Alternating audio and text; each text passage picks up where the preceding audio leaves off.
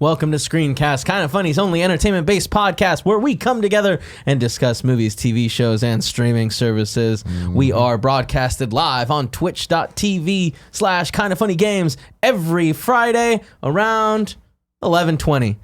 And sometimes on Mondays when we've got big old Phase 4 Marvel news, man. You got to get in there. You need the emergency screencast is what I've been calling it. But look, Tim, if you don't have time to watch us live, that totally makes sense. You can catch us on YouTube or Rooster Teeth. And if you don't want to see us, you can go to any of your favorite podcast streaming services and catch us there. If you want to help support us, you can go to patreon.com/kindoffunny and go at whatever tier you want, and it all helps. Thank you so much for the people that have done it, like the Patreon producers that I am about to read. Robin GL, Alec Bobko, it's a good last name, you know? Bobko. David Mindtell, the Mind Freak. Ant-Man 0208 and DJ Kento. Fucked it up a little bit, you know? Added a G in there somehow. Yeah.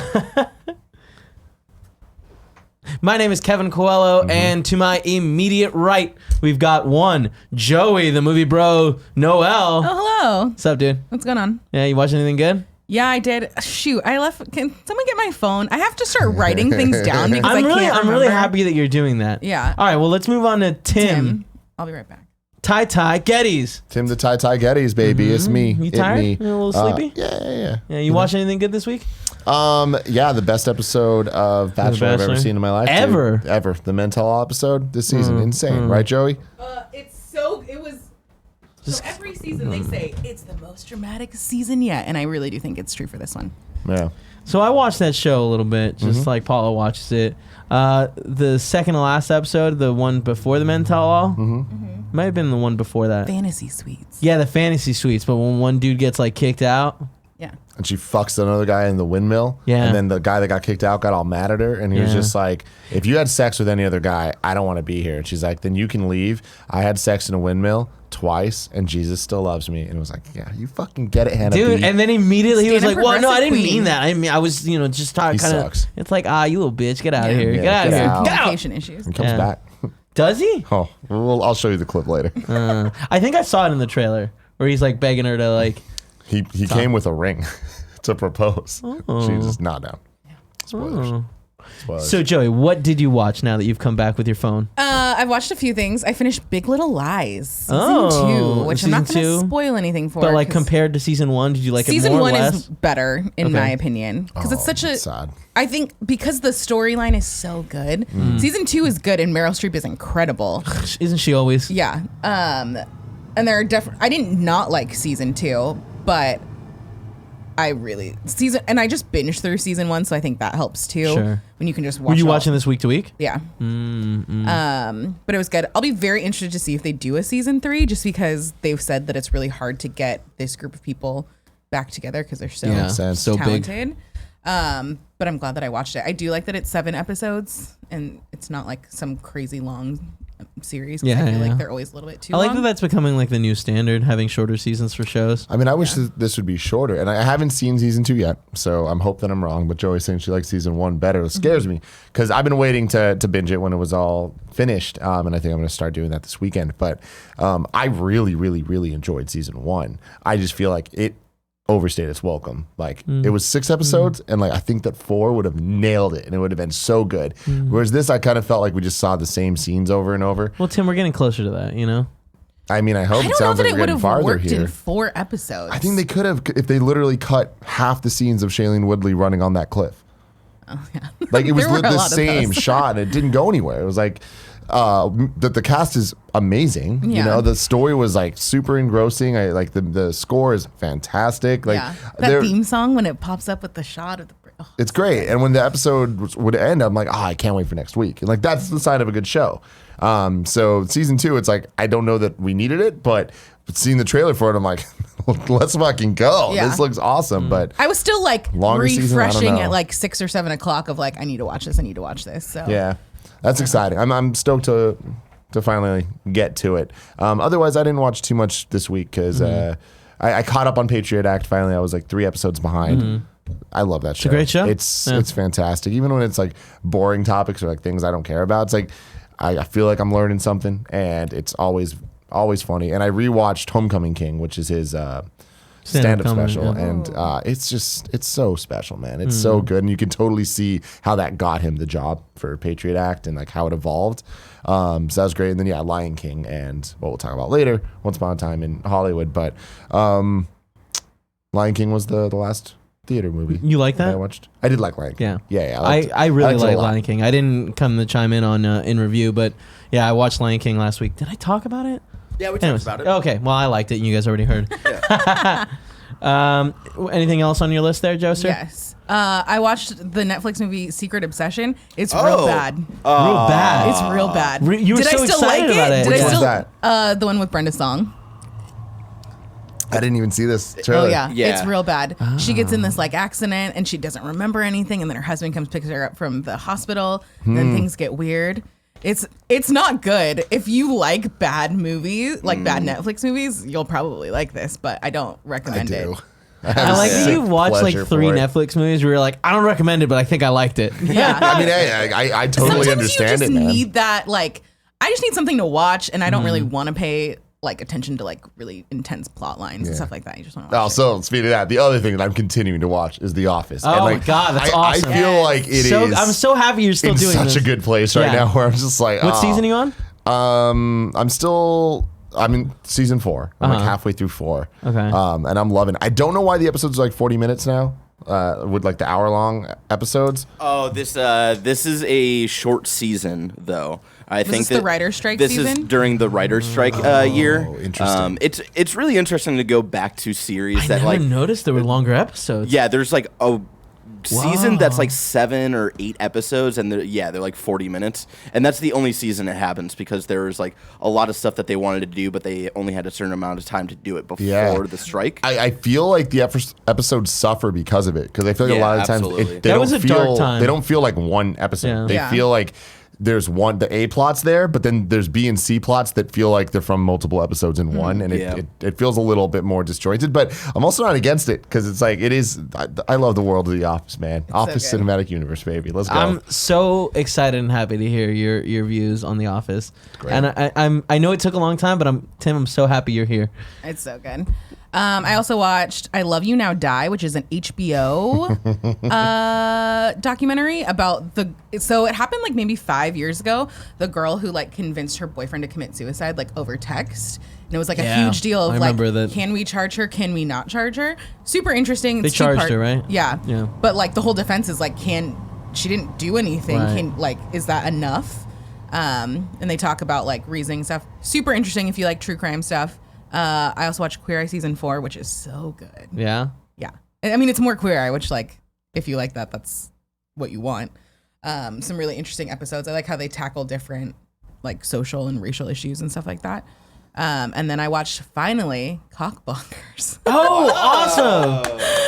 Was it not surprisingly it's shockingly good? Yeah, that is. Did not expect to like John Cena as much as I did. He does such a good job playing like the straight man, you know, where it's like that, like he's trying to do a serious dad, but like a serious dad that's like trying to be an understanding like dad, and like not trying to be over the top. Over the top things happen, and like I feel like he reacts like a normal person would, and it's funny and it's good, and I really enjoy John Cena. I hope that him in Fast 9 is a more fun character than what you expect him to be, which is just another buff guy.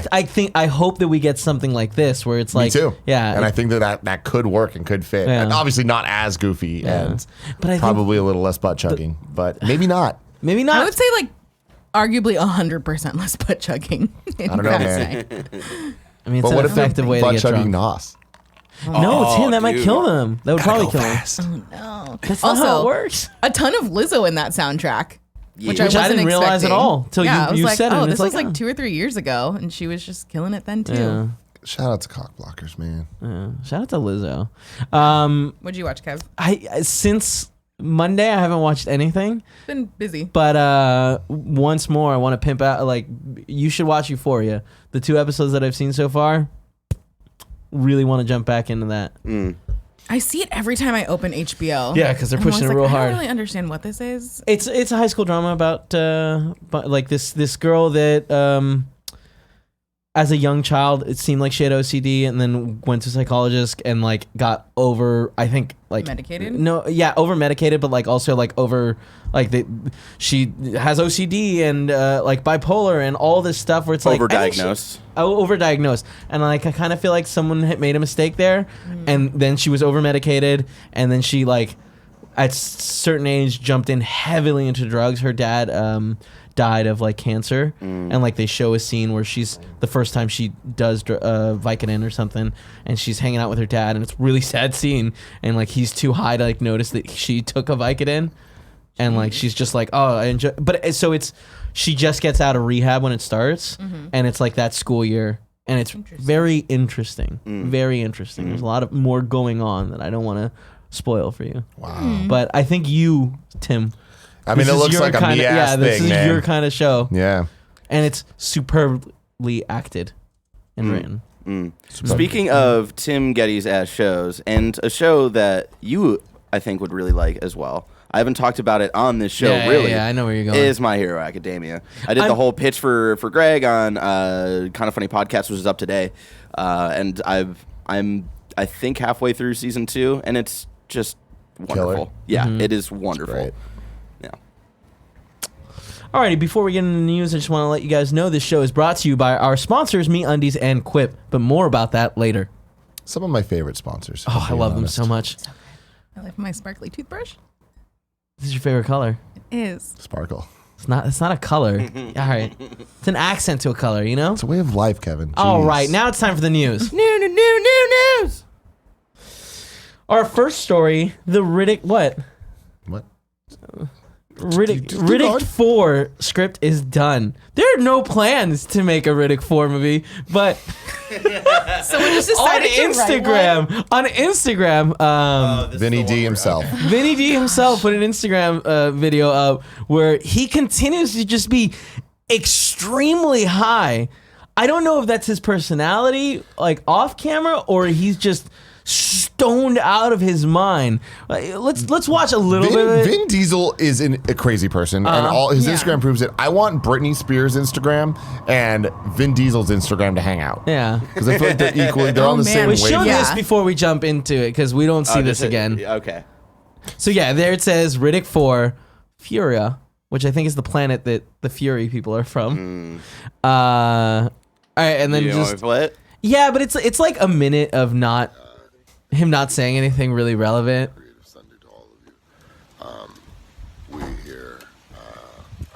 Is that his daughter? Is the volume super low? Archery competition. It sounds good here. Okay. Great archery instructor, and so we're all getting our archery skills up. He's also just talking really quietly. Yeah, you can pause it. Honestly, So what does this Trying have to to get do our with Riddick? archery skills up. right now he's going to talk about one of his friends sending him a note, just basically being like, hey, you should make a Hannibal movie. And he's like, I like that idea. And that's why we're learning archery and like sword fighting. Hannibal from Roman times, or Greek. Yeah, Roman times, I think is right. A famous general. Doesn't matter.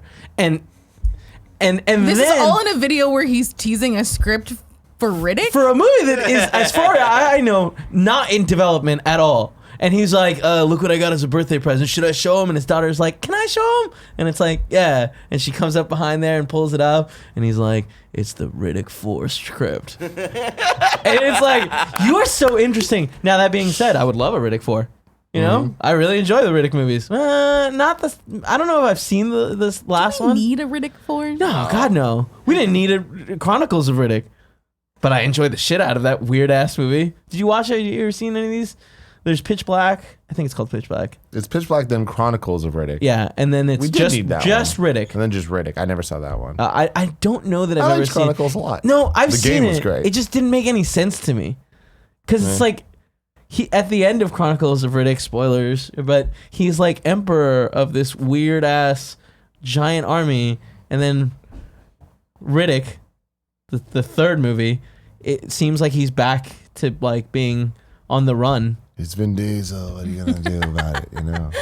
Anyways, just a Gotta cool, make Triple X. cool random story. I wonder if we ever So see this weird. come into real life. Speaking of things that are coming into the real life, The Hitchhiker's Guide to the Galaxy is becoming a Hulu TV series. Hulu. Yeah. Interesting. Yeah. I don't know. Do we know anything else with it? Very little. Very little. They just announced that it's going to be made into a TV series, and the writers of it are Jack Ryan, who worked on Lost. No. Jack Ryan. Carlton Cuse, who worked on Jack Ryan. Great movie. Lost. And Lost. And Jason Fox. Fox? Is it Fox? I think it might be Fox. What do you have? Fuchs. Yeah, Jason Fox. Fuchs, but okay. It's definitely Fuchs. Jason Fox, dude. It's definitely Fuchs. If you had that last name and you didn't call yourself Jason Fox. Yeah. Jason Fox, dude. It's definitely Fuchs, because now that you say it, I was like, oh, I've heard that name many times. He worked on Wonder Woman. But man, I'm super excited. I love Hitchhiker's Guide to the Galaxy. That world is really awesome and big, and like the movie, while not a good movie. No, I really like it. Yeah, I really enjoyed it. It reminds me of like the Watchmen adaptation, where I was surprised of like how true they were to at least the first book, and then they added some elements. I feel like the they went real fast through it though. Yeah. So a series makes a lot of sense. Yeah. And Hulu. Their series, like, they put money into it, right? Yeah. Bridesmaid's Tale and all that. Handmaid's Tale. You know what I'm talking about. Handmaid's Tale. They've got good production value over there. I think the only thing I need from this, like, cast who you want, cast nobodies. I don't really care, but like, I think the thing that this show needs to nail, especially when you get into the later books that get super fucking weird, is that you gotta nail the tone immediately to be able to realistically tell the stories in the later books and not have them seem so outlandish. Yeah. I think they just need Brendan Fraser. Whoa. As Arthur When Dent. is he gonna get his? He's too old. Tim has no idea what he's talking about right now. But like, I want a Brendan Fraser renaissance so badly. Me too. God. You know who Brendan Fraser might actually be really good as? Zaphod Beeblebrox. I don't know. I think he could do it.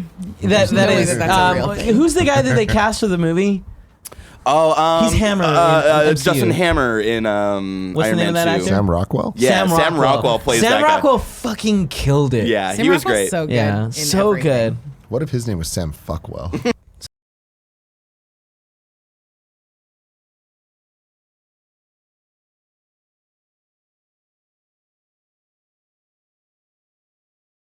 So we got another streaming service coming. That's This The one- Office, right? Yeah. Yeah, so this one's gonna get The Office at the end of 2020. Okay, I gotta hurry up. Oh, you got got end a year of and a 2020. half. Yeah, I mean, I'm slow playing this thing, though. yeah, but you're slow playing. You're already halfway through. Yeah, and you've got like a year. What's interesting, they also announced that they're not doing any like exclusive content for it, Interesting. Yeah. Just housing all of their. which seems like a bad idea. Like, they have The Office, But are and people really gonna subscribe just for The Office? Dumb people. you think so? Because Yeah. like, how many times have you rewatched The Office this year? Yeah, At but least just once, because- right? But that's a matter of convenience. Like I have Yeah. a lot of the DVDs, and I don't necessarily make the effort to put those in. I don't know. I don't know that I would. At that point, it's like indefinitely paying just for The Office. That seems excessive. Well, no, because they have a bunch of other shows on there, and they're gonna have more shows on it. They're just not gonna have anything that's exclusive there. You could watch it all on TV, and NBC is one of those like it. I mean, granted, they're gonna have stuff off network, like off like the NBC channel stuff, but NBC, you can watch that with like an antenna, a digital. I wonder antenna. what other like historical stuff like that isn't airing anymore they're gonna put on. I'm sure there's a ton. Like, these companies are always so huge, and like their well of like content is huge. But it just, this seems not appealing to me in the least bit. Yeah. Yeah, this isn't one that I'm Yeah. like thinking that I'm gonna. Will this be the Sign up first one for to it. die? This will have Brooklyn Nine-Nine, so you know. Nick's gonna be talking about it Saturday forever. Night Live. Yeah. That could be interesting. America's Yeah. Got Talent, Ninja Warrior. Ninja Warrior is dope, but like I could wouldn't- watch an unlimited amount of Ninja Warrior. It's insane how much. Casey Catanzaro. Casey So Catanzaro, good. man. Now she's in NXT, right? Yeah, one of the, I forgot what they call themselves. The Flip Monkeys or something? Yeah, something like The that. Flip Monkey. But good for them. I mean, I guess okay. They're so They little also and flippy. have The Good Place, which will be over at that point. This Is Us, which people seem to like. People love that shit. Yeah. They can't get too enough of that sad. shit. It's too dramatic. And I liked Parenthood, and that was also sad and dramatic. Will and Grace. AP Bio, which people also talk about. I don't know. Cool Greg really likes AP Bio. It got canceled and then recently uncanceled. Yeah. He was very excited. It was a roller coaster of emotions for Cool Greg right It there. was. I had 2 days of feeling on Friends there. ends up on there after their exclusivity thing, too. Yeah. Have they announced that? Yeah, they've also announced that they're leaving. But I don't think NBCUniversal has announced that they're putting Friends on it yet. But you gotta imagine they are, especially they if they're not? saying they're not Yeah. 30 making Rock. Yeah, they got exclusive content. Law and Order. Uh-oh. Parks and Rec.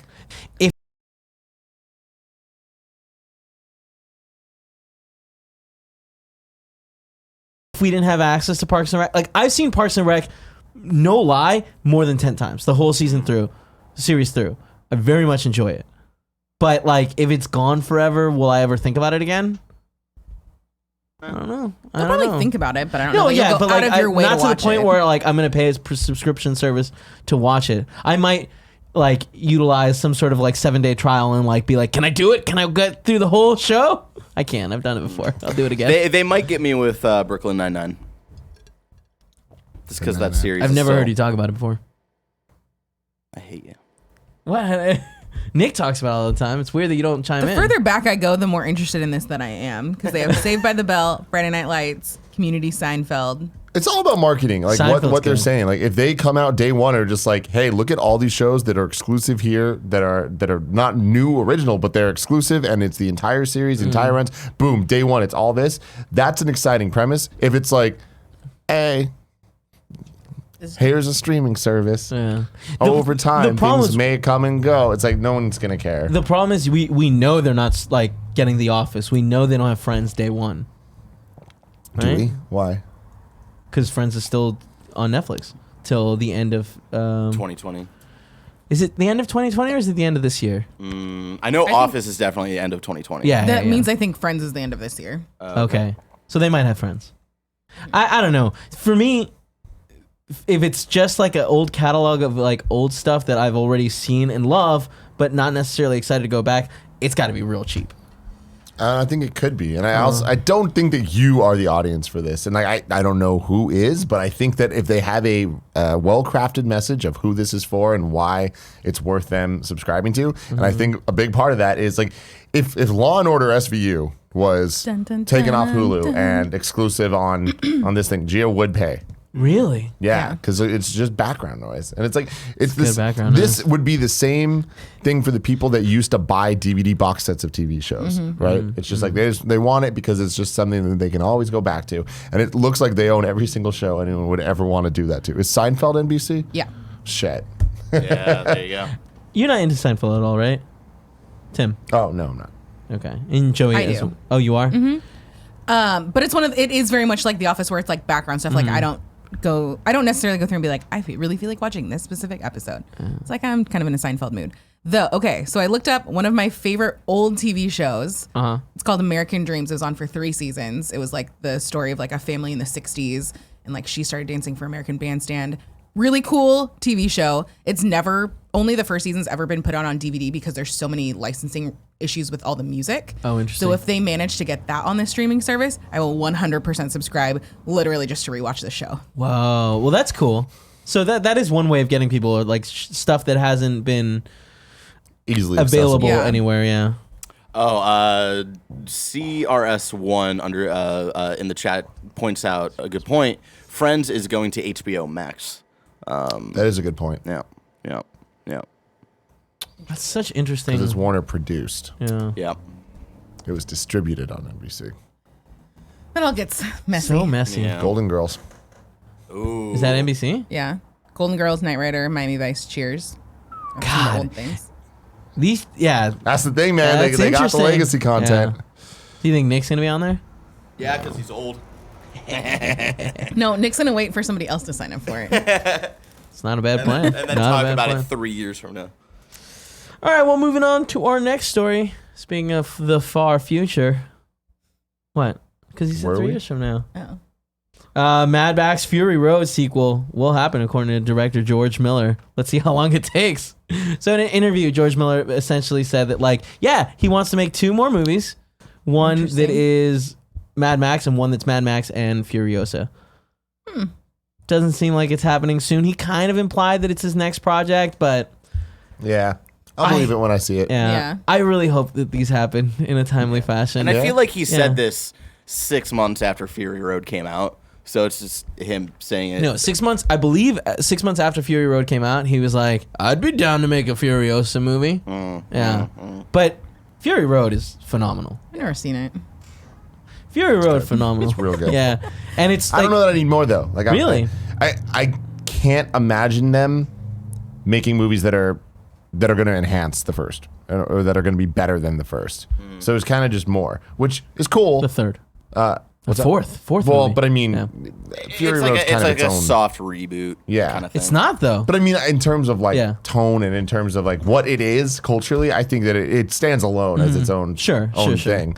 And I feel that I just don't see them kind of turning this into a universe that is better than the just on parts. its own. Yeah.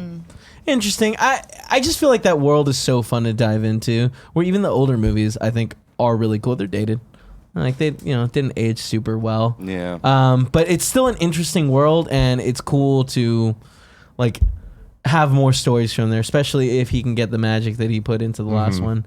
And that's some real magical stuff. Joey, it was re-released in theaters without like any. It was re-released in black and white and with just the score. Yeah. And people went and watched it. Yeah. Interesting. That's how good it is. It's so fucking good. Yeah. Also, it's one of the movies There's also very little talking in the movie. Yeah. At all. So it's not like a big deal that all the dialogue was cut? Yeah. Yeah. Also, it's one of my favorite movies to watch on 4K, like Blu-ray. It is. It looks beautiful. I kind of like want to go home and watch it right now. Fuck, man. You should. Like, You should because it's going to be a long time till we get to It's another cool one of these. as fuck. Yeah. And then our last story for this week. Spider-Man Far From Home becomes first Spidey film to break $1 billion at box office. No, it hasn't actually broke it yet, which is weird. Why is that a I was headline? looking at Box Mojo. It's estimated that the numbers by Box Office Mojo. Yeah. Yes. What did I say? You said Box Mojo, which is fine. It's different. It's estimated by like when the numbers come in for today, like it's hit that. Interesting. 1 billion projections. But yeah, but I mean, this still blows everything out of the water. Like That's it's the first Spider-Man movie to hit $1 billion, right? Oh my God, yeah. This is by far the most successful Spider-Man movie at this point by, I think, to the tune of $300K or something like that, which is a lot of money. A lot, yeah. And I mean, it's also not done yet. 300 million, not 300K. Jesus. Yeah. When you said 300K, I was like, no, I was like, that's very impressive. It's a big, and then Jesus, yeah, you're right. That's the number. Big difference there. And like this is good. Like this means that they're allowed to make one more movie with Spider-Man. I mean, so that we talked about. I know this that it's all on hazy. The bonus episode of Screencast this week, but the last we heard, or the rumors about the Tom Holland contract for Spider-Man were that he was going to do 3 team-up movies and 3 solo movies. Then there was another article coming out of people saying that the third movie was contingent on the second movie crossing $1 billion. So if that was true, cool, we're getting the third, which is very exciting. God, I hope it's true. Anyways, but it's also super exciting. Like these, like it's crazy the world we live in, where now multiple Marvel movie, like standalone movies or single solo movies have hit over $1 billion. I mean, the thing is, we have only had a limited amount of movies in the history of movies that have crossed $1 billion. Yeah. And I feel like now it's like Disney's just kind of like, and another one, and another one. DJ Khaled, and another one, and another one. It's just like boom, boom, boom, growing and growing. It's like the MCU. Like I understand that there's the side of that people are gonna look at and be like, oh man, it's too much power and blah blah blah. Then there's the other side of like, cool, they're making good decisions with movies that I am loving, and they're making that money. They're gonna keep going down the path that they are. And if the path they're going down gets as weird as they had Mysterio in this one, I am all in with that Spider-Man story. Let's keep going.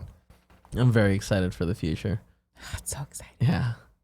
All right, now it's time for some ads. Our first ad is from MeUndies. Summer comes with a number of awesome perks: vacation, beach days, barbecues, but one perk that outshines all is summer-themed undies, courtesy of, you guessed it, MeUndies. MeUndies is the only brand that lets you eat a pineapple while wearing pineapple undies. Now, I don't condone eating pineapples, but I do wear these undies because they're so comfortable.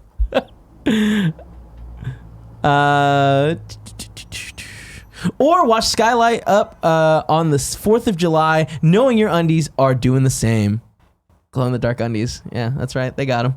I love MeUndies so much. My onesie is my new favorite loungewear. It really is. I can't stop wearing this damn thing. And Paula thinks I look silly, but it's just so comfortable. I don't care.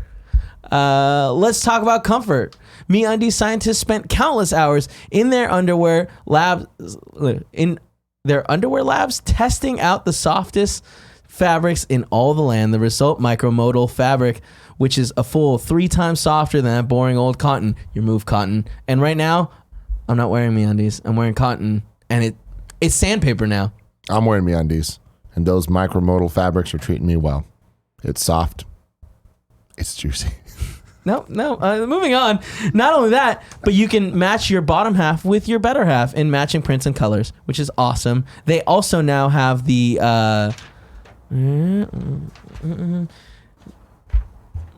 MeUndies for your pup. Buddy bands. They're like little bandanas you put on them, and they look adorable. Can't wait to watch Portillo. How's that make you feel, Joe? Are you excited about these buddy bands? I like coordinating human dog things. Joey, there's a chance we're going to see an Instagram photo of Greg. And I guess, I don't need to see everybody in their underwear with their matching dogs, but I'm not There's against loungewear. it. There's That's onesies. true. Yeah. There's That's true. shirts. I'm wearing one right now. Oh, you are. And it's so soft. MeUndies has a great offer for our listeners. For any first-time purchasers, when you go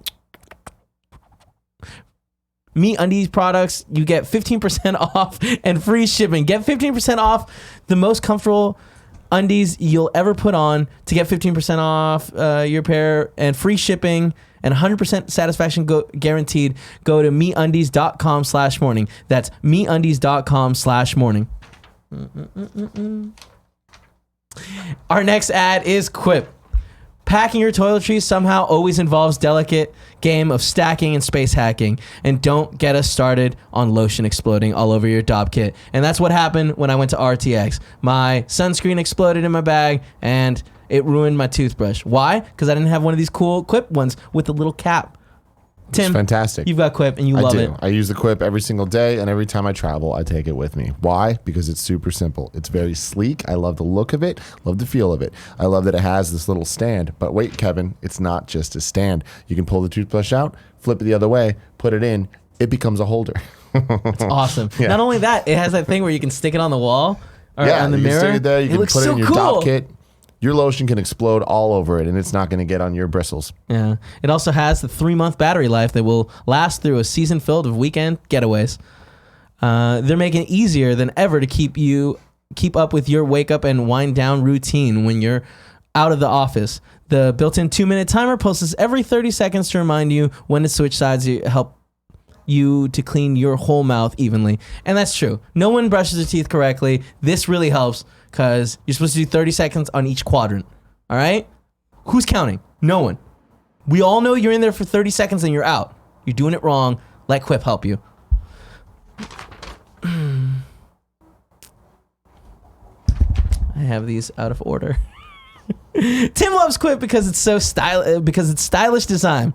You can get Quip starts at just $25, and if you go to getquip.com/KFMS right now, you can get your first refill pack for free. That's get your first refill pack for free at getquip.com/KFMS.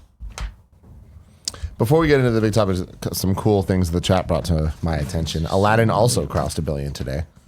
Whoa! Aladdin crossed $1 billion. Lion King well on its way. Gonna hit that very soon. And Far From Home is Sony's second highest grossing movie of all time, behind Skyfall, James Bond. Well. Do-do-do-do. Is it not its only other movie aside from Skyfall that crossed $1 billion? Under Sony, probably. Under Sony. I'm saying Sony. Well, by definition, yeah. Well, what's Skyfall at financially? I didn't know. I don't know, but I mean, like, if this just hit $1 billion, it'd be hard to You're right. You're right. That'd make a lot of sense. Yeah. Which is wild though. Like Sony is like such a big company that's been making movies for a long time. That's the point that I'm making. Like we're seeing so many billion-dollar movies now that's like that used to be the like holy crap, like your Avatar. That's like a big monumental thing. I mean, it's crazy to look at like Endgame now beating Avatar and how those numbers 2.8. Like Endgame might hit 3 billion. I know. That's it's wild. I think it's re-releases. Yeah, it's eventually that movie's gonna hit 3 billion. That's wild. Kevin, before we get into the big topic, do we want to do the other stuff? Yeah, first? I was actually about to say that. Yeah. Hell yeah. So our big topic today is reviewing Once Upon a Time in Hollywood, and we will do the 5 minutes of spoiler free and then go into spoilers. So to prevent you all from running away right now, let's go over the things that we normally do at the end of the show. On Monday, I told you about all the streaming, like what's out now on streaming services. So I just want to highlight one thing. The Boys is out today. Oh. And I can't wait to go home and watch it. I'm very, very Boys excited. Are back in town. And that's on Amazon Prime. So if you guys want to go check that out, check it out. Let me know what you think. We can make that next week's bronze tier topic. I promise I'm going to stop talking about box office numbers, but there's just some facts being dropped left and right that are wowing me. Aladdin, first movie of Will Smith's to cross $1 billion. And more than that, his second most highest grossing movie was Independence Day. It's a great movie. Wow. Like, really? Those numbers can't be as big as numbers now, even though that movie deserves all the money in the world. Insane. That's a fantastic movie. Interesting. Out in movie theaters near you, Once Upon a Time in Hollywood. So you can go check it out. You can watch the first part of our review if you haven't seen it yet, and then come back later to watch the rest. I have never seen the Kabuki so fucking busy. Really? Even Endgame, dude. Like the line to There's no way. Like number wise, like it was busier. Well, overall in Yeah. America, but I think it's just because Quentin Tarantino is considered hipster shit. You're right. absolutely. Yeah. Kabuki is the most It's a film hipster. festival Yeah, theater, yeah. exactly. Like the line was outside the door to get your ticket like scanned. Whoa. Yeah, I've never That's seen wild. that at Kabuki before. Because I feel like our theater had empty spots, but We digress. So last week I asked you what you were most excited for in Phase 4 on a bronze tier level. Let me guess. The overwhelming majority was Doctor Strange, with second up Thor. I would flip that. He's joking. No. Really? Yeah. Oh no, it's I Thor. know. Well, there's been like a ton of polls, obviously, going up about this across the internet. And I feel like overall, it is like ridiculous how much higher Doctor Strange is. I think there's a lot of weird political bullshit in that, though. People are like, I don't like women. You know? Yeah. They're voting too. They get the right for some reason. You know what I mean? Damn. To be clear there. Doctor Strange assholes, is not women. Women, you should vote. Assholes, stop voting. I feel like Doctor Strange also, like, granted, I guess in the trailer or like the little tease, it's not as prominent, but like Scarlet Witch is gonna be a big part of it. Sounds like. Mm-hmm. Yeah, but I guess Natalie Portman. Gonna be the mighty Thor. I do remember when they announced it. A lot of people Plus all were the like, Valkyrie stuff too. a lot of people were excited about like this being the first like Marvel like horror movie. So Oh yeah, look at that. There's a graph. But also, it's gonna be a horror movie, which is like a genre we haven't seen done with the MCU. So that you know. Mm-hmm. But I didn't get anyone saying they were excited for Doctor Strange. Wow. Instead, I got Reese saying, "I'm most excited for Thor: Love and Thunder," but it's a shame we won't properly see the Asgardians of the Galaxy. And does anyone think that we could see the Fantastic Four introduced in Black Panther 2 in some way? That'd be really cool, and I hope so. There's a reason why it's... You doubt it? Fantastic Four and Black Panther? Mm-mm. Here's the thing. the connection would be Black Panther was introduced in the Fantastic Four comics. Yeah, I just don't see it happening. I don't know. Namor. And that's going to be a big, big movie. Black Panther 2? Yeah. Yeah. I don't know, man. I think there could there's be a some possibility. tease. Yeah. I think we could like because Namor is connected heavily to the Fantastic Four as well. If rumors are true of Namor being connected to one of these future movies, I think we could get a tease of like, oh, Dr. Reed Richards, like you see his name pop up or something like that.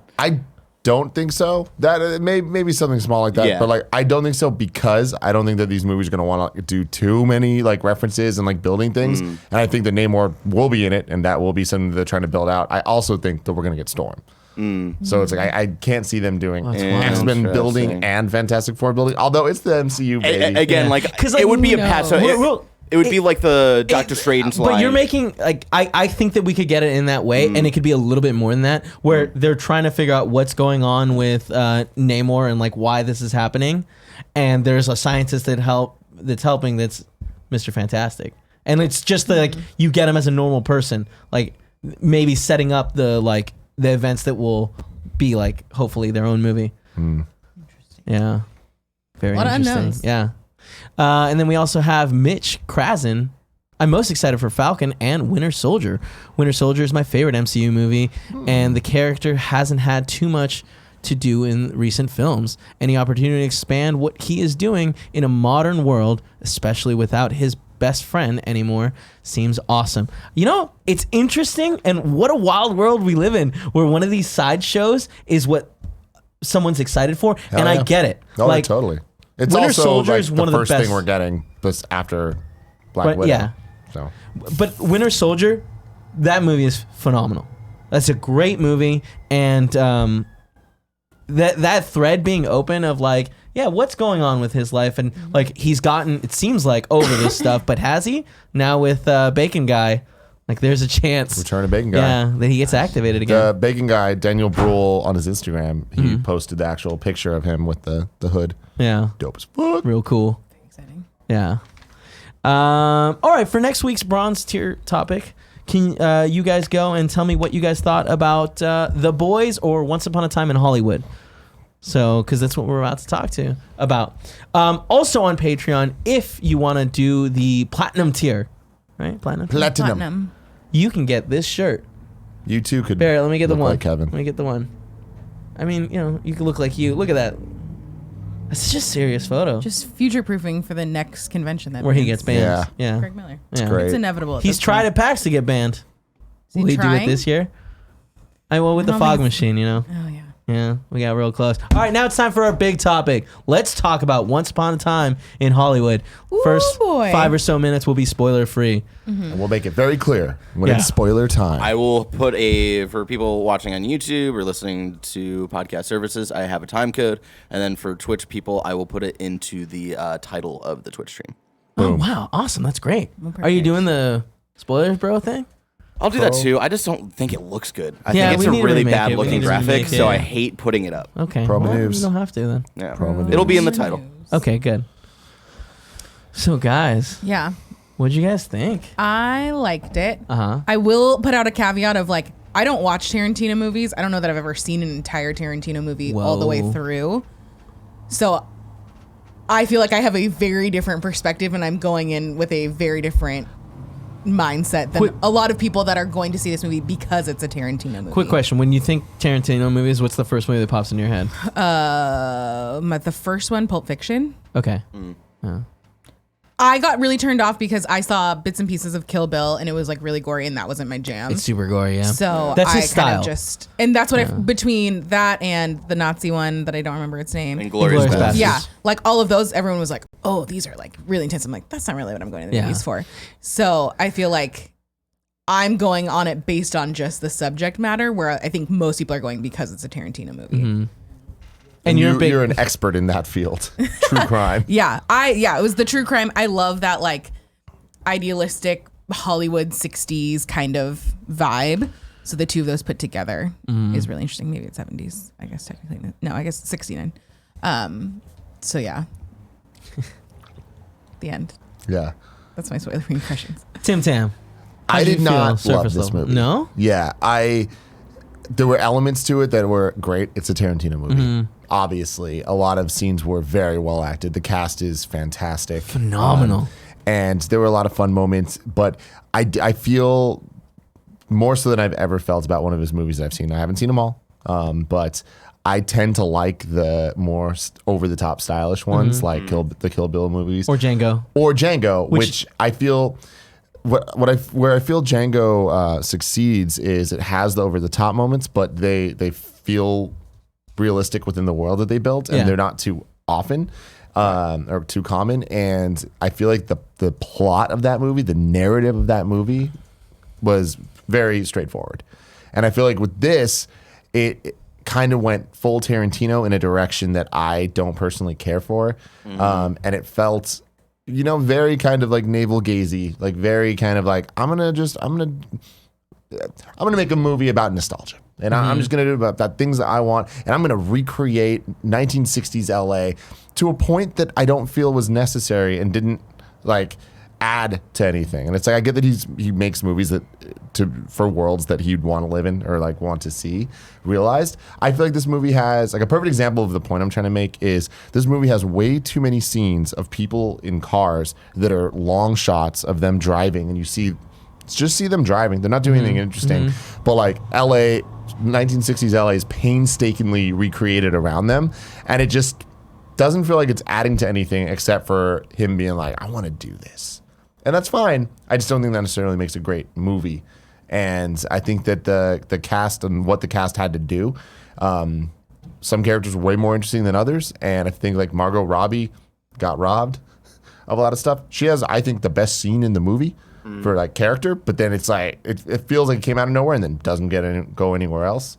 But at the end of the day, I'd watch Leo and Brad Pitt do anything. Together they were so good, so great, and there's so many amazing scenes that I hope they're best friends in real life.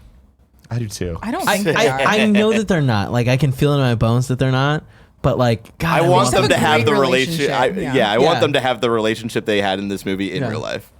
Earlier today, I was talking to Barrett about it, and he said something that I heard, but I wasn't listening properly. And right now, Tim talking about it, it's like, man, you nailed it. Yes. So what I was saying, we were talking about like our impressions, and if like The Hateful Eight was a recreation of him recreating the format of Reservoir Dogs, where it's a kind of whodunit type of movie, all taking place in one room, and it's like, if that's what that was trying to recreate, Once Upon a Time in Hollywood was him trying to recreate at least the vibe and tone of Pulp Fiction, in the sense that it is full Tarantino of there is kind of almost no plot. It's like a random slice of life for these random characters that are somehow connected to each other.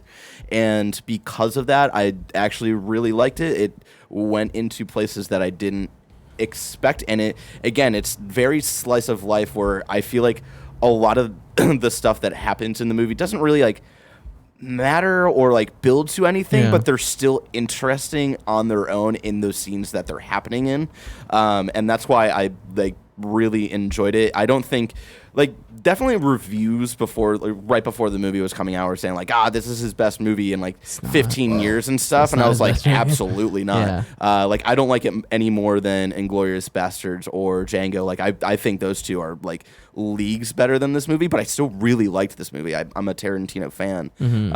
I really liked it.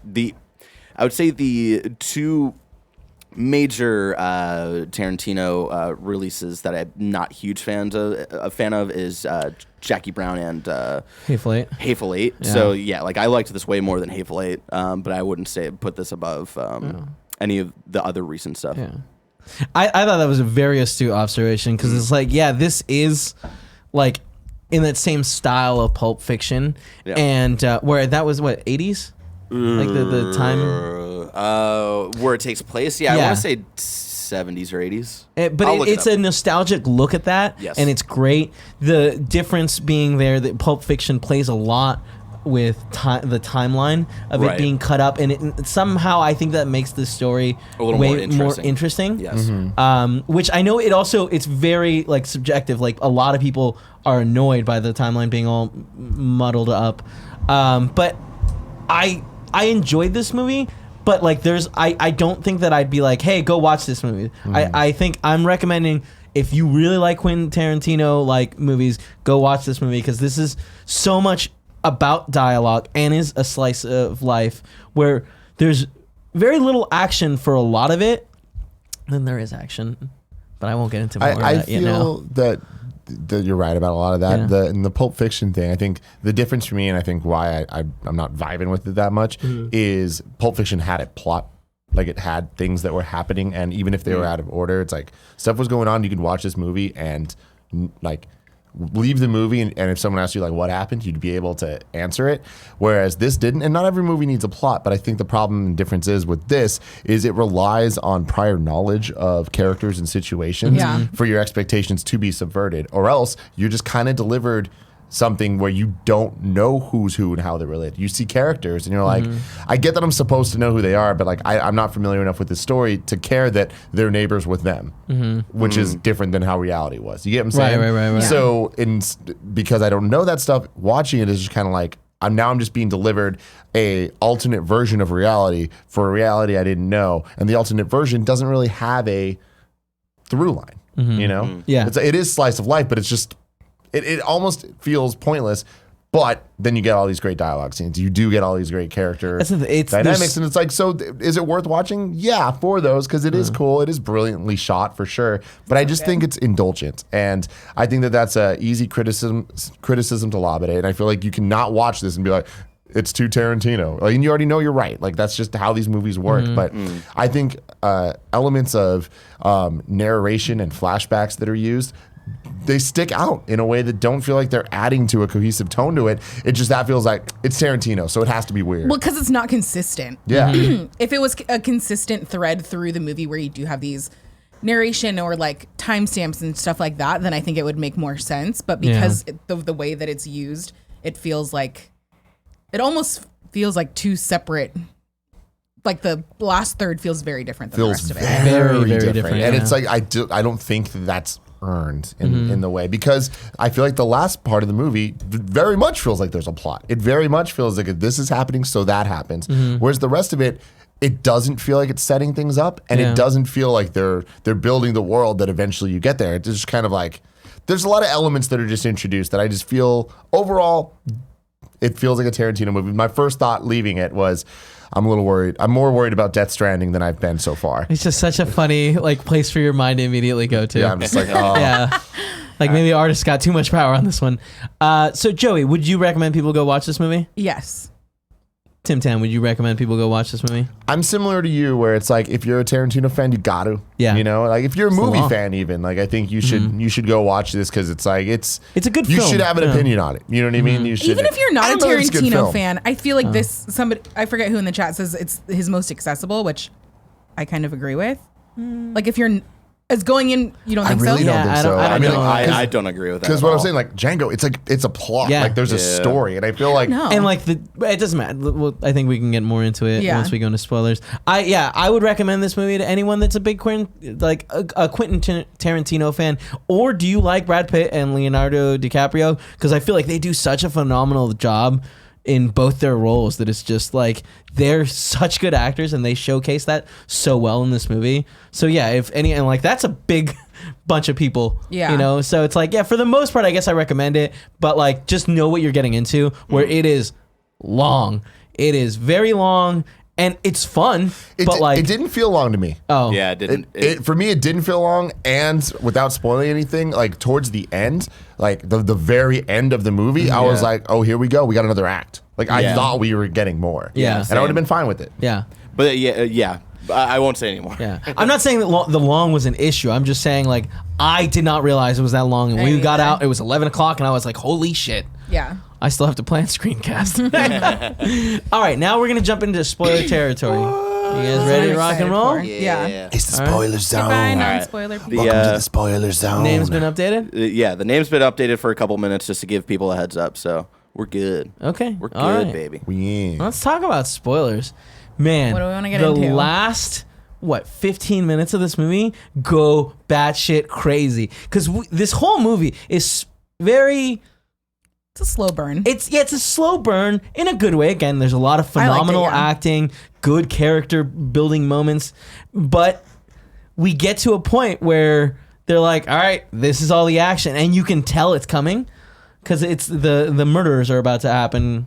In real life, it was Sharon Tate and her friends were the Manson family, part of them came and murdered them. In this, it's interrupted by Rick Dalton, Leonardo DiCaprio, coming out and yelling at them, and that kind of changes what their plan was. So instead, they go to attack him, and like as soon as Brad Pitt's character goes to smoke the acid-laced cigarette, you're like, oh, shit's about to go down. Absolutely. Yeah. And that was cool. You know, I feel like that was the moment. I should have said this in the spoiler-free part, but a criticism I have of this movie is I didn't feel anything throughout the entire thing. Really? Until this part. Because I never feared for a character. And there was moments where I feel like they were trying to make us, like when they went into the like hippie compound place. Yeah. And like he's going in, it's like the way they set it up is like I was never actually concerned that anything when they was started happen. grouping together, I was like, oh shit, what's his plan? Because like he has to have a plan to get out. Yeah. Same thing when he punched the hippie in the mouth and they sent off the hippie girl with the horse to get Tex. Yeah. And it was like, I just feel like they did such a great job showing him be like just calm, cool, collected at all time. Like he's going to fuck people up. He's going to be fine. Yeah. That it's just like, it just kind of felt like, I mean, there's no stakes. Like that's what it is. I felt like there was no stakes to any of the characters really and any of the things that were happening. And then it has the turning point. It's like, okay, now it's just like ridiculous violence. Right. It was awesome. And that was fun. And then I finally felt like, this is cool. This is Tarantino. This is, you know, what are they going to do? How much are they going to up the ante? Oh, he has the flamethrower. Let's fucking go. God. That was awesome. God, that was good. Awesome. So here's my thing.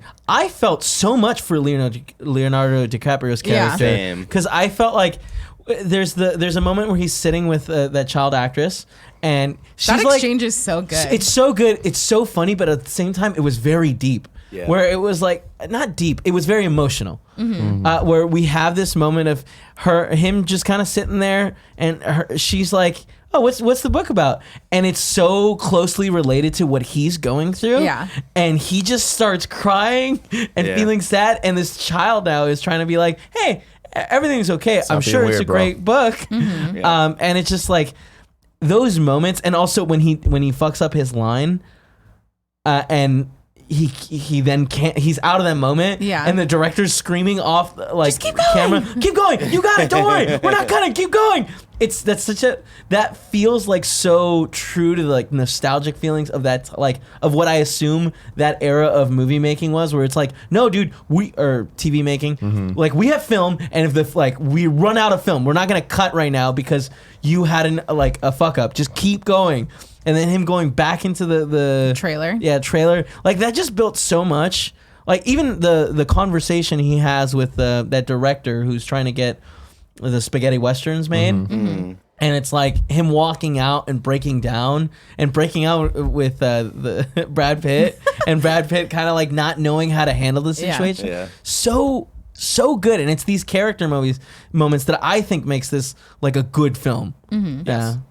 I would say the one again with the little slice of life stuff. Like I loved the stuff that they did with Sharon Tate of her going to watch her movie. It's like, oh, this is like really this is the one part of the movie that I kind of like meant about where like she goes and watches it, and it's like this really like kind of adorable scene of like her like kind of reliving the moments through the audience and seeing like how her moments nail. And then, like, nothing really happens with that. Well, like, I think it was like a little character building for her, but yeah. I think that this kind of connects with what Tim was saying earlier, where it's like you really have to know that in a couple days she was going to get murdered for there to be stakes, so that like, oh look how much she enjoys her life and her work, for that to like be more meaningful, which I totally felt because I didn't know where they were going to go by the end of the movie. Yeah. I mean, going into it, I assumed that this movie was going to be a retelling of the Tate murder night and all of that situation. So when it ends and you see how it plays out and they do that camera pan shot, and you see that last thing of all of them coming out of the house to talk with Leonardo DiCaprio, and then you see the title flash, that's when it hit for me of like, oh, this is a fairy tale retelling of like what could have been tied in with these really interesting different character arcs. Yeah. I kind of wish that they had done, I don't even know really what you could have done, but tied it a little bit more back to Leonardo, like maybe finding purpose in his role. And I think that's maybe where they're getting, but they didn't want to be like super direct about it. I think more than anything, like like Barry, you were saying this earlier too, that like there's a line where he's like, I'm one pool party away from being friends with Roman Polanski and being like used in something amazing. Yeah. And I that's kind of the feeling that this movie ends with, where it's like, I wish we would have Rick seen Dalton's still gonna be one a little thing more that like connected that more directly. I feel like her coming out in her PJs and being like, oh my God, it's Rick Dalton. Totally. Like, for me, that was enough to be like, oh, he's still got a future because of this. Yeah. Brad Pitt also phenomenal. So good. Brad Pitt throughout the entire movie. I don't know that there's been a character that's that cool.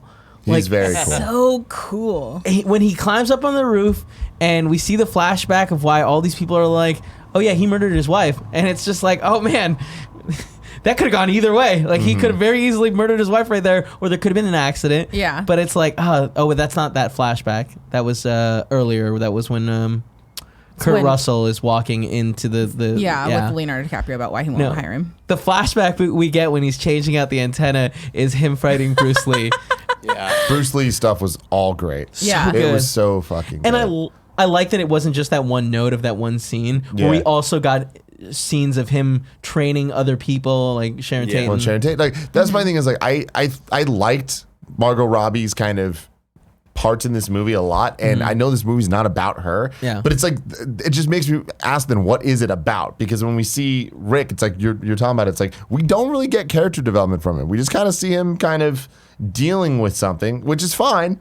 That's totally fine. I think we get him dealing with it and then accepting that his career's over. I'm gonna go to Italy. I'm gonna start a new life. And then when he comes back, we get the whole like, I'm selling this house, even though an hour ago I grabbed Brad Pitt and was like, you gotta have a house here. You gotta live in this or else you're not in it. You know, like that was him giving up on the dream. And I think that's the growth, where he was like, all right, this life is now my past. I'm ready to give it up. And then we get with this giant action scene, him being like, no, I can still do this. Yeah. Yeah. I left feeling more mad than I wished I did. I went into this in such a unique way that I was stoked about that I knew nothing about this movie. And I'm like, hell yeah. I only saw the first trailer. Yeah. And which was totally just like a flash. Like you would have never known what's going on. And I was hoping that I was going to be like, wow. Yeah. But I was just kind of like, well, I'm happy I watched it. You know, and I will disagree with you on the note, like feeling no stakes throughout. Like it's a Tarantino movie, like so the entire time that Pitt is with the ranch? At the ranch, and even a little afterwards, there's like they could kill Brad Pitt halfway through. I guess my thing is, you're right. I don't think that someone dying necessarily is just the stakes. It's like had he died, I'm talking about stakes for the movie and stakes for like the story that they're telling. Because if he died, I wouldn't have thought that would have been interesting. It would have been like, all right, cool. I could have seen that happening. Brokenhearted. Oh yeah. I mean, he's cool. Rick Dalton would have gotten off work, and no one would have picked him up. I just feel like the story would have went on, and like could have went down that path, and that would have been equally as good as what we got. Like I don't think it's the slice of life stuff is I guess where this gets most interesting, because I feel like this movie it is slice of life, but it's slice of life based on real people and real stories. Yeah. So that's where it like kind of gets weird, where it is like an alternate reality. I think that only a tiny part of it is based off reality. It's just the Sharon Tate stuff, and I don't even know how accurate that. I'm not super well informed on whether like he like what part? Yeah, they like did her ex-fiance hang out with her all the time? Yeah, it was her hairdresser. Like he did all of her hair stuff, and gotcha. that all was real. Oh, interesting. That's and there were those two other couples. He did at one point. He did talk about cutting someone's hair, and I was like, "That's a weird." Because the dude's name was Jim Sterling. I know something. No. I can't remember. Jay Sebring. Jimquisition. Jay Sebring. That's it. Well, it was a name like that, and it's like, is he related at all to the Sebring cars? Oh, I don't know. No, I doubt it. I doubt it now, knowing he's a hairdresser. But yeah, that's what an interesting dynamic to be like. Oh, hey. This fiance that I left you for, I now live with, and you're my best friend that I hang out with every day. Yeah. The only thing that like kind of pulled me out that I was a little bit confused by was when Margot Robbie is watching her movie, the fact that they didn't put her in it. Yeah, that is actually it's the actual film. Yeah, and it's that was Sharon weird, Tate. especially because And I know that the flashbacks that they did with the Great Escape and putting Leo in the, like, that's him imagining things. Yeah. But it was still weird enough that they had put the time and effort into doing that, but not into doing it for her. Yeah. That is interesting. I didn't even notice that. Yeah. Playing around with the aspect ratio stuff was really cool too. Yeah. Like when they would go from the 4:3 to the more like old school cinema. Which kind of makes me want to watch it in the 70mm to see what they do there. How to do it. Yeah. And then there was one part where I think both of us audibly reacted or like physically reacted. The editing part of that one scene was very weird. With Leonardo DiCaprio and Timothy Olyphant, I think is the main guy on that TV show. Yeah. Where they're going back and forth. They had really weird cuts that were super jumpy. Really weird. Why would they do that? And I get sense. When it happened, I was like, oh, this must be like how he like interprets these conversations of like kind of not listening and jumping to his answers. I felt like they didn't commit to it enough to like make it a bit. But they didn't do it any other time. I don't remember it happening at the time. And it just felt so odd and out of place. Yeah. And if that had like some sort of repetition, I think that would have hit a little bit better. More sense. But yeah, it just felt very weird. I'm trying to think of what else. I mean, can we talk about how fucking fun that action scene was? Oh my God. It got a little egregious at one point. Oh, yeah. When he's smashing the girl's head into like everything he can. It repeated. But that's what Quentin Tarantino does. And like, he's now like he does such a good job setting people up to like root for them where it's like these are terrible fucking people that are about to murder all the people in that house next to them. So like them coming in and just getting demolished. And also one of the best dog characters I've ever seen in a movie. See, that was something I actually really did enjoy was the dog and Brad Pitt's relationship. And, you know, the way that they shot him feeding him and like straight out of the can and then him out of the box making the mac and cheese, like they're both dogs. They're like he is Leonardo DiCaprio's dog. I'm like, I like that shit. They did great. I thought like, that all the lines that the dog had were great. Yes. Anytime it whined, anytime it barked, anytime it did anything, I was like, I fuck with you. Really quick before we go into the rest of this scene, shout out to the girl from Stranger Things.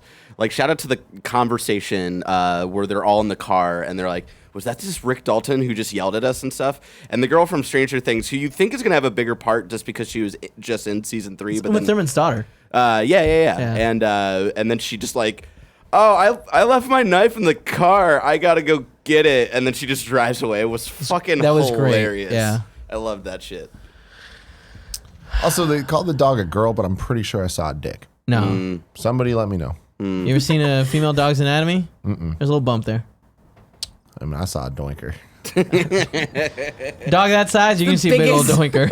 You're wrong moment of the movie. Yeah, I love the relationship that they built with the dog where it was like, it's super obedient and it's like his best friend and it's like, that feels parallels the parallels with the Leonardo DiCaprio and him being his dog and like they both care about each other, like their dogs so much. Yeah. And the dog like coming in and just cleaning house with those two people. It's dope.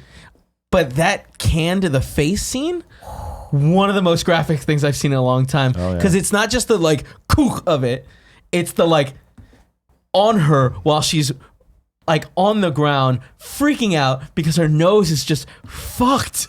Yeah. And then she gets torched. That was I was expecting him to come out with a gun. I was not expecting to see the flamethrower again. When he went in there, I was like, what is he going to go in there? And I was like, oh, the flamethrower. And that's what it was. Her screaming was a lot. Yeah. I enjoyed it though. Yeah. Like it was good. Again, he did a good job being like, these are awful people that are about to do something really fucked up. Because like the conversation they have in the car where she's like, hey, these are the people that taught us about violence. Let's go murder them. And everyone being like, what a great idea. Yeah. Was just like, you guys are so fucked.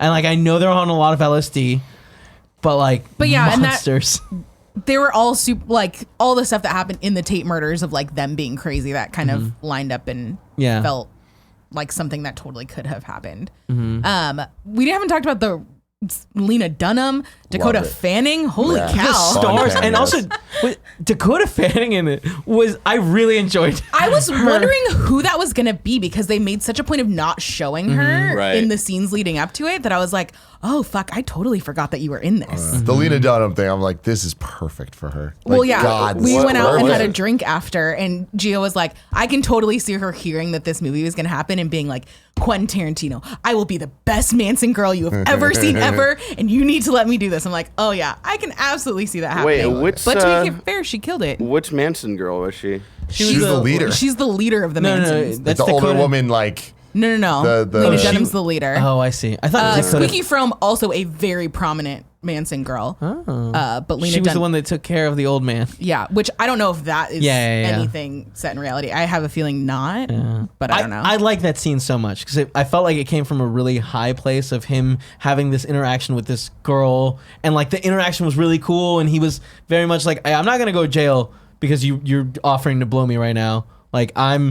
Like you're a child, but I'll drop you off, and like we're flirting, and now she's like, hey, check out my like little, like that went from a like, oh, what a fun like scenario that he handled very well to like, oh, this is getting creepy. Like there's weird shit happening. I felt like there was a lot of good tension there. Like I understand like the stakes, like he wasn't gonna die, but like I just like the way they built stuff up. Like they kept cutting to Dakota Fanning, like with all of them just laying around her being like, what's happening? Give me updates. Like, is he coming toward the house? Yeah. And like, I felt like they were building up, like so much of that moment was building up to like, you don't know what's happening. Like they're not showing Dakota Fanning and like, is he about to get murdered as soon as she gets there? And no, instead she just tells the truth. Yeah. And he still powers through and is like, no, I'm going to go confirm that this guy, like what's going on with this guy. Yeah. And then he goes and sounds like everything she said is totally true. And then he comes outside and that one hippie has put a knife in his tire. Yeah. And he handles it in the coolest, best way ever of just punching the fuck out of his face. Yeah. And then it's like, and then no, making him fix it. Yeah. I'm looking it up right now, and the whole the Spawn Ranch, the 80-year-old nearly blind owner George Spawn, that whole stuff seems to be true. Interesting. I don't know, like how accurate all that stuff is from like all of the stories that came out about the Manson family, but that is something that apparently did happen. I just overall, there were so many points of this movie that I enjoyed and loved. Like, did we talk about Bruce Lee getting thrown? No, we talked about Bruce Lee vaguely, but that was such even that line that they showed in the trailer where it's like, no, that's just manslaughter. Like, still hit really well, even though I'd seen it a million times. Yeah. But yeah, seeing. Because before that, you didn't really know what he was capable of, and that was the first glimpse of it. And it's just, what a good scene. Yeah. Because he destroyed that car with Bruce Lee's body. Crazy. Yeah. The part at the beginning where they go to the Playboy Mansion and it's all narrated by Steve McQueen, I thought was really interesting too. Yeah. Well, that was Steve McQueen having a conversation with the girl, but like I think at the beginning it started as like exposition-y was it Steve? stuff. I thought it was Kurt Russell. No, but like the character. Was he Steve McQueen? No, he wasn't Steve McQueen, but the guy in the red jacket at the Playboy Mansion was Steve McQueen. And he narrated that part. He was telling the girl about like the Jay and Margot Robbie relationship and stuff like that. Which is, again, very odd, very odd. And I enjoyed that moment too, because it was so cool of like a random observer having a conversation with a random person that at the end is also very truthful of like, man, I tried. Yeah, exactly. Yeah. It was weird to have Steve McQueen in that, and then it tying back to that scene where Leo was like, yeah, Steve McQueen wasn't going to do The Great Escape, and this is what it looked like. I'm like, that was a character I was not expecting to pop up in this through line. But just overall, a collection of, I think, such awesome moments that doesn't necessarily come together in a way that I think makes it a great movie, but like still so enjoyable. And I still, again, if you like the way Quentin Tarantino writes, you're going to like this movie. If you like seeing Leonardo DiCaprio and Brad Pitt look cool, you're going to enjoy this movie. And if you know about the Manson, like his history, there are so many different things like that panning shot to Cielo Drive and stuff like that where you're like, oh shit. And it does have these really cool little like Easter egg moments. But then totally different ending. Totally different ending. Gio was like, when we were watching, she like looked over and she's like, This is like when we watch X-Men movies and you know all this stuff, but I don't know anything. Funny. That's really funny. That's super funny. So yeah, a movie that, in my opinion, not perfect, but so worth watching. Yeah. You guys still agree that recommends? Anything else you want to say? The more I think I liked it. Right? Yeah. I'm having the same thing right now. I was like, oh my God, there are so many awesome moments. Right when the movie ended, I was like, I have no idea how I felt about that movie. And then Me like too. the drive home, like thinking about it for like an hour before like falling asleep, I was like, oh, I think I really liked that movie. I was the only one in our group that didn't like it. Huh. Did Steph and her husband like it? I didn't even get a chance to talk to them. Yes, after. they did. However, Steph has never seen a Quentin Tarantino movie, and no one was like, hey, heads up, there might be a lot of violence. So when that happened, she was like, oh shit, where's this coming from? And it was so funny. I was expecting it to be more violent than it was. Yeah, it was still very violent. Any last thoughts now that we're about wrapping up the spoiler-free part? Nope. Okay. I thought the music in there was really good too. Thank you so much for joining us this week. I hope that you all have a fantastic weekend and go watch Once Upon a Time in Hollywood. If you like feet. If you like movie. feet. Wait, I was going to okay.